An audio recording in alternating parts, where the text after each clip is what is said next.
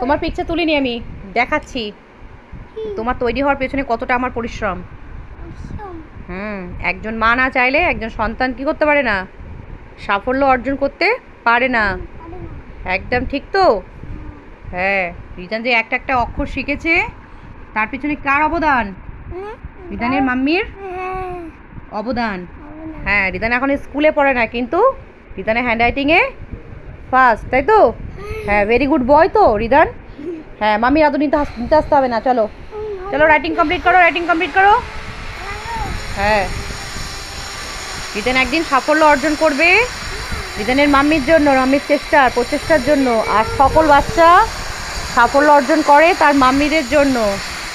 মাম্মিরা চাইলে সন্তানকে কোথা থেকে কোথায় পাঠিয়ে দিতে পারে, আর মাম্মিরা না চাইলে, মাম্মিরা অলসতা দেখালে, বাচ্চাদের প্রতি নজর না রাখলে, পড়াশোনা না শেখালে কি হয়, বাচ্চারা পড়াশোনা আগাতে পারে না। যতই বাইরে টিচারের কাছে পড়ুক না কেন, সন্তানকে বাড়িতে লক্ষ্য রাখতে হয় যাতে কিনা সে গুড বয় হয়ে ওঠে।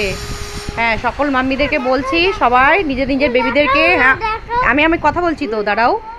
হ্যাঁ, সকল মাম্মিদেরকে বলছি নিজের নিজের বাচ্চাদেরকে বাড়িতে পড়াশোনার প্রতি লক্ষ্য দেবেন যাতে কিনা রিদানের মতো সুন্দর হ্যান্ডরাইটিং লিখতে পারে। নাও বলো তো, বেবিদেরকে টাটা বলো, বাই করো। ও রিদান লিখছে, আচ্ছা আমি বাই বললাম, বাই।